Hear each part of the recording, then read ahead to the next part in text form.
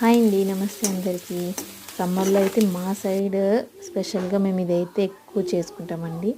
So ఇదైతే మాకు చాలా బాగుంటుంది. సమ్మర్ టైంలో మాకు అవైలబిలిటీ ఎక్కువ ఉంటుంది కాబట్టి దీంతో మేమైతే ఈ పులుసు అనేది మేము చేసుకుంటాము. చాలా బాగుంటుంది. ఇదేంటో కాదండి, మన సైడ్ ఊరి సైడ్ పండుతుంది కదా చిన్న చిన్న మామిడి పళ్ళు. సో దాంతో అయితే మేమైతే పులుసు పెట్టుకుంటాము. సో దాంతో పెట్టుకోవడం వల్ల కొన్నేమో స్వీట్గా ఉంటాయి, కొన్నేమో పుల్లగా ఉంటాయి కదా. సో దానివల్ల ఆ పులుసు అనేది చాలా టేస్ట్ అయితే వస్తుంది. సో దీనికి ఎక్కువగా కూడా ఏమీ వాడవసరం లేదండి, జస్ట్ తాలింపు పెట్టుకుంటే సరిపోతుంది అన్నమాట.